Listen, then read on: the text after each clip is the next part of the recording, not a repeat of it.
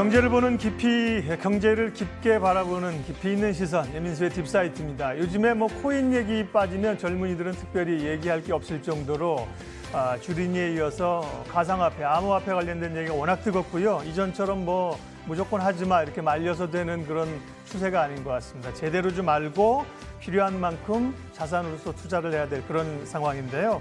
가상화폐와 관련된 이야기, 현상들, 건강한 실전투자법, 알고란 고란 대표님 오늘 모셨습니다. 어서 오십시오. 네, 안녕하세요. 제일 바쁘신 분인데 요즘. 예, 요새 물이 들어와서 노루 열심히 적고 있습니다. 가상화폐 관련해서 워낙 얘기가 많고요.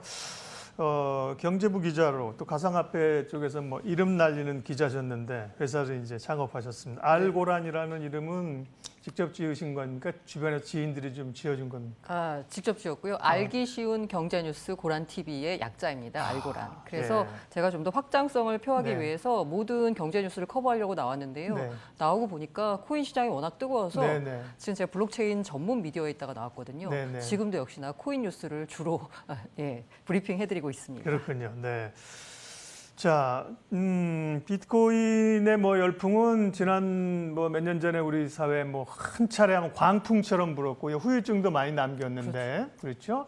다시 최근에 이제 주식시장이 되고 비트코인을 비롯해서 굉장히 주목하는데, 최근의 특징은 예전에는 개인들이 굉장히 일확천금을 꿈꾸고 대박도 내고 고생도 했는데, 최근에는 테슬라라든지 넥슨이라든지 사실 또 안 알려진 기업도 투자하는 기업 많을 거예요. 기업들이 이렇게 많이 투자를 하고 있는 것들은 어떻게 우리가 이해를 해야 돼요? 네. 사실 그 2017, 18년에 한번 불었던 네. 1차 광풍과 지금 일고 있는 2차 광풍이라는 표현을 쓸게요. 그러니까 비교를 하자면 1차 광풍 때는 사실 이 동아시아 개인 위주의 상승장이었습니다. 동아시아라고 하니까 사실 우리나라가 그 중심에 있었고요. 그때 아시다시피 갑자기 가격이 뛰니까 여러 가지 일들, 사회 현상이 벌어졌죠. 그러게요. 당시 이낙연 국무총리 같은 경우에는 사회 병리 현상이다까지 이제 그 투기 광풍을 묘사를 했어요. 그러고 한번 꺼졌다가 지금 다시 불고 있는데 이건 사실 올해 들어서 지금 이렇게 코인 얘기가 뜨겁지 지난해만 해도 국내에서는 코인 자체에 대해서 관심이 별로 없었습니다. 이 코인에 대한 국내 관심을 알 수 있는 지표 중에 하나가 바로 김치 프리미엄이라는 건데요.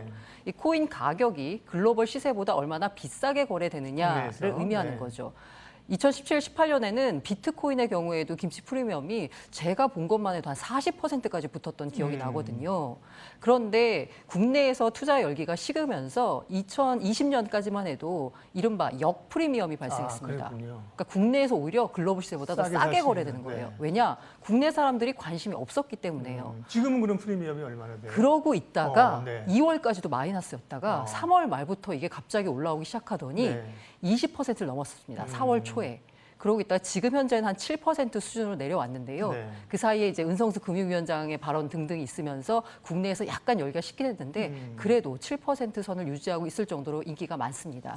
어쨌든 제가 이제 처음에 기업 얘기했는데 기업들은 다 나름의 포석에 있는 거죠. 예를 들면 일론 머스크가 테슬라가 이번에 실적 냈는데 비트코인 돈 벌었다. 그걸로 해서 돈 벌고 기업을 세우려고 하는 건 아닐 거고 자기네 그 가상화폐를 통해서 구매를 일으키고 이런 시스템을 깔려고 하는 거고 넥슨 같은 경우도 결국 거래소 이런 데 관심이 있는 거 아니겠어요? 시스템적으로? 일단 두 가지 측면에서 보자면요. 표면적인 이유는 당장 나오는 이유는 사실 기업들의 비트코인 구매가 표면적으로 드러난 건 이른바 코로나 이후입니다. 이 코로나 이후에 연준이나 아니면 각국의 중앙은행들이 취한 정책이 이른바 돈을 푸는 거였잖아요. 이 돈을 풀면서 모든 자산 가격이 급등하기 시작합니다. 왜? 유동성이 풀리니까요. 그 중에 하나로 이제 비트코인 가격도 본격적으로 급등하기 시작하는데요. 이 가장 먼저 비트코인을 매수했다라고 볼 수 있는 나스닥 상장사 가운데 마이크로 스트래터지라는 회사가 있습니다. 이 회사의 마이클 세일러라는 CEO가 지난해 8월과 9월에 처음으로 비트코인을 매수하면서 얘기했던 게 인플레이션을 해지할 수 있는 지금 현재 멜팅 다운이라는 표현을 썼어요. 회사에 쌓여있는 현금 가치를 보유할 수 있는 가장 좋은 투자처가 뭘까? 거기도 이 채굴이라든지 이렇게 관련된 업체는 아니고요. 관련된 업체는 아니고요. 그냥 소프트웨어 기업이에요. 네. 예전에 이제 모토로라에 주로 소프트웨어를 납품하던 회사였는데 이 회사가 사내에 지금 돈을 쌓아두고 있는데 이걸 기존에는 국채로 굴렸어요. 근데 국채 수익률이 마이너스까지 왔잖아요. 그러다 보니까 CEO가 고민을 한 거예요. 회사에 쌓여있는 현금을 어떻게 하면 잘 보존할 수 있을까? 답은 비트코인에 있다라면서 비트코인 투자를 시작했고요. 테슬라가 2월 달에 15억 달러 비트코인 매수를 발표했을 때도 사내에 있는 유보금을 잘 굴릴 수 있는 수단으로서 비트코인을 선택한 거고, 넥슨 역시 큰 그림이 아니라 일단 그 현금성 자산의 2%를 굴릴 수 있는 수단으로서 네. 비트코인 택한 겁니다. 그렇군요. 근데 여기서 한 발 더 나아가서 이 테슬라나 넥슨 같은 경우에는 이제 외부에서 이제 평가를 하는 거죠. 특히 테슬라 같은 경우에는 자동차 판매 대금으로 받은 비트코인은 팔지 않고 본인들이 직접 노드를 굴리겠다라고 네. 했거든요. 그러면서 테슬라가 자기들이 구축하려고 한 어떤 이런 디지털 화폐 경제권에 뭔가 한 걸음 다가서는 거 아니냐라고 해석하고 있고요. 넥슨 같은 경우에도 비트코인은 일단 그냥 현금을 투자하는 수단일 뿐이다라고 했지만, 김정주 회장의 네. 행보가 2017년에 코빗도 사고, 예. 그다음에 비트 스탬프라는 거래소도 사고, 타곰이라는 곳도 인수하고 계속 행보를 넓히고 있거든요. 그 일환 중에 하나가 아니냐라고 이제 추측이 나오고 네. 있는 거죠. 내용을 너무 많이 알고 계시고요. 재밌게 얘기하셔가지고 빨려 들어가 보니까 이건 뭐 질문을 다 어떻게 해야 될지 네. 고민인데, 이더리움이 최근에 이제 비트코인에 이어서 어떻게 보면 2위 자리에 있는 지금 가상화폐 이더리움이 굉장히 최고치를 간다고 하는데, 이거는 어떤 이유에서입니까? 네. 사실 비트코인 같은 경우에는 디지털 금으로 이제 포지셔닝이 네. 돼 있는데요. 이더리움의 경우에는 시가총액 2위 암호화폐이면서 네. 플랫폼 코인입니다. 그러니까 모든 플랫폼이 되겠다고 하는 거거든요. 쉽게 말해서 우리가 구글의 안드로이드를 쓰고 있잖아요. 네. 애플은 iOS. 예. 그런 안드로이드가 되겠다라는 겁니다. 그러면 이 플랫폼 코인으로서의 가치는 뭐냐면 그 위에 얹어지는 애플리케이션이 얼마나 훌륭한 게 나와야 되느냐인데, 최근 들어서 이 애플리케이션이 좀 생소하시겠지만 디파이라는 애플리케이션이 굉장히 인기를 끌고 있습니다. 네. 탈중앙화 금융 이제 애플리케이션인데요. 그것뿐만이 아니라 최근에 이제 유럽 투자은행이 이더리움 플랫폼 위에서 디지털 채권을 발행했어요. 1억 달러 규모의. 그러니까 이 이더리움이 플랫폼 코인으로서 드디어 기능하기 시작한 겁니다. 제조명을 좀 받는 그래서 거군요. 제조명을 받으면서 이더리움 같은 경우에는 어제 그 바이낸스라는 세계 최대 거래소에서 2,800달러를 네. 찍으면서 사상 최고가를 경신했습니다. 오늘 또 굉장히 중요한 질문인데요. 이제 비트코인을 비롯한 가상화폐가 옛날에 화폐냐 아니냐 이런 논쟁들이 초기에 있었는데, 지금은 뭐 화폐 논쟁까지는 이제 잘 안 하는 것 같고요. 지금은 자산. 그러니까 자산 가치로서 이게 인정받을 수 있느냐라는 그 논쟁 내지는 뭐 설전이 있는데요. 그 부분에 대해서는 대표님 어떻게 생각하세요? 저도 이제 화폐라고 하면은 사실 우리가 화폐 기능이 세 가지가 있잖아요. 네. 물물 교환의 수단, 그다음에 화폐 가치의 척도, 가치 저장의 수단. 네. 그 가운데서 사람들이 생각하는, 그러니까 우리 일상적으로 쓰는 가장 중요한 기능은 물물 교환의 수단입니다. 근데 물물 교환으로 수단에 쓰기에는 이 비트코인 같은 이 코인의 가치 변동성이 너무 큽니다. 그렇죠. 예. 쓰기 힘든 거죠. 그리고 실제로 처음에는 화폐를 꿈꿨을지 모르겠지만 지금 현재 나타나고 있는 모습은 앞서 말씀드렸듯이 디지털 금이라는 자산의 특성을 보이고 있거든요. 그래서 자산이냐 화폐냐는 논쟁에선 지금 조금 벗어난 것 같고, 예. 이제는 이 자산이 과연 투자할 수 있는 가치가 있는 자산이냐의 그러게요. 단계로 넘어온 것 같아요. 네. 근데 이에 대해서는 사실 그 어떤 제 기억으로는 고려대 교수님이 그런 표현을 네. 쓰신 것 같은데, 비트코인은 어느 날 갑자기 이게 1억이 되건 영원이 돼도 이상할 게 없다는 거죠. 가치를 측정할 수 있는 수단이라고 하는 게 사람들이 사실 이게 가치가 있다라는 믿음이거든요. 근데 그 믿음이라는 건 어느 날 갑자기 0이 될 수도 있고, 네. 이 믿고 있는 사람들이 많아지면 1억 원이 될 수도 있고 10억 원이 될 수 있는 거잖아요. 가치 측정할 수 있는 정확한 수단이 없다라는 점 때문에 아직까지도 내재 가치가 있냐 없냐를 두고 논쟁이 벌어지고 있는 것 같습니다. 네. 미국에서 그 오래전에 그 ETF 비트코인 관련한 그 ETF를 지금 신청을 내놨는데 차일피라면서 계속 지금 승인이 안 나고 있는 거잖아요. 네, 거기다가 맞습니다. 이제 JP 모건이 비트코인 펀드를 출시한다고 하는데, 미국 증권거래위원회도 상당히 고민이 있는 것 같고, 그 미국의 이런 걸 다루는 그분 누구 이름? SEC의 게리 겐슬러 네네네. 위원장. 네. 그분 굉장히 주목하고 있던데, 네네. 뭔가 좀 이제 변화 조짐이 좀 나올 때가 된 건가요? 사실 그 겐슬러 위원장 같은 경우는요, 굉장히 투자자 보호에 대해서 신경을 쓰는 분입니다. 예. 그 전에 CFTC라는 상품선물거래위원회 위원장을 오바마 네. 행정부 때 했었고요. 근데 이분이 오바마 행정부 때 나와가지고 MIT에서 블록체인, 크립토커런시 과목을 개설했어요. 네. 그럴 정도로 이쪽 분야에 조예가 그러게요. 깊으신 분인데, 그렇기 때문에 암호화폐 업계는 이분이 위원장 시절에 아마 비트코인 ETF가 승인될 것이다 라면서 기대감을 상당히 갖고 있습니다. 지금까지 왜 ETF가 안 됐냐, 승인이 안 됐냐를 보면은요, SEC가 든 문제는 그겁니다. 첫 번째로는 가격 변동성이 너무 크다. 근데 이 부분에 있어서는 사실 다른 자산도 그 변동성이 크기 때문에 네. 이거는 이제 해결되지 않았냐는 건데, 이두 번째 문제가 사실 제일 커요. 네. 이 가격이 이 비트코인이라는 것의 시장 가격을 믿을 수가 있느냐. 쉽게 말해서 이 비트코인을 거래하는 거래소들이 규제 당국의 규제를 받는 곳이 아니라 받지 않는 곳도 상당히 많거든요. 앞서 말씀드린 바이낸스라는 곳도 세계 최대지만 정확히 어디에 소재지가 등록돼 있는지조차 잘 알려져 있지 않았어요. 그런데 그러면 이 해당 거래소에서 이른바 가격 조작이 벌어질 수 있는 거잖아요.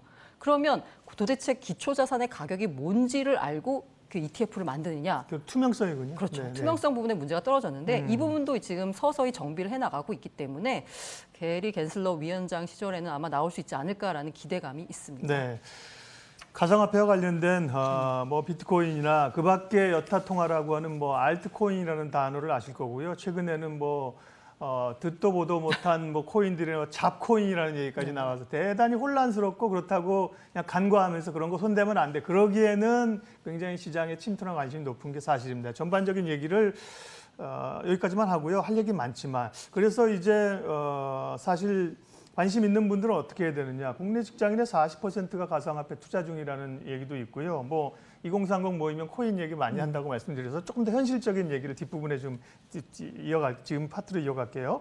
근데 국내에서는 아까 김치 프리미엄도 말씀하셨습니다만 국내 코인 거래소의 상당수가 이제 문을 닫아야 될 상황이라고 하는데 이건 결국 정부가 좀 제도 정비를 하겠다는 걸로 받아들여야 되는 거죠? 뭐 제도 정비라기보다는 이른바 이제 자금 세탁을 방지하기 위한 특근법 하에서 거래소가 지금까지 그냥 아무나 만들고 싶으면 만들었거든요. 그렇죠, 예. 통신 판매 사업자예요. 거래소의 지위가. 근데 그게 아니라 이른바 이제 금융업과 약간 비슷한 지위까지 올린다 그래서 이른바 이제 등록제를 받습니다. 등록을 하는데 사실상 거의 임가제와 비슷해요. 등록을 신고 수리를 아무나 받아주는 게 아니고요. 요건을 갖췄을 때만 받아주는데 이 요건을 맞추기가 상당히 좀 까다롭습니다. 그렇기 때문에 아마 9월에는 상당수가 문을 닫는다라는 전망이 나오고 있는 거고요. 시장에서는 지금 현재 그 등록을 신고 수리가 되려면 실명 계좌가 있어야 됩니다. 현재 실명 계좌가 있는 거래소가 4군데가 있고요. 거기에 더해서 한 많아야 3군데 정도만 아마 신고 수리를 마칠 수 있지 않을까. 9월 24일 이후에 신고 수리가 맞춰지지 않은 상태에서 영업을 하게 되면 형벌 조항까지 있습니다. 그렇기 때문에 지금 현재 아직 정확한 숫자도 파악이 안 되는데요. 대략 한 200개에 육박한다는 거래소가 대부분 문을 닫는다라고 보시면 좋을 것 같고요. 때문에 혹시라도 내가 거래하고 있는 거래소가 과연 신고 수리가 가능한 거래소인지를 잘 보셔야 됩니다. 그러게요. 문을 닫으면 너무 리스키한데요. 네, 그 해당 코인을 그 문을 닫기 전에 빨리 인출하셔야 되고요. 아니면 팔아서 현금으로 인출하시든지 지금 이미 서서히 먹튀하는 거래소들이 나오고 있거든요. 그러니까 이건 투자자 여러분들이 조심할 수밖에 없습니다. 지금은 그 누구도 보호해주지 않기 때문에요. 일단 4개 지금 실명 거래하고 3개 정도 더일 텐데 그것도 불안하니까 확실하게 지금 이 인가를 받을 수 있는 인가가 아니라 등록이라고 그러셨나요? 등록을 받을 수 있는 사실상 인가죠. 그 업체들을 중심으로 그것이 아닌 것은 정말 조심하셔야겠네요. 그렇죠? 공중에 다 날아갈 수 있는 맞습니다. 거고요.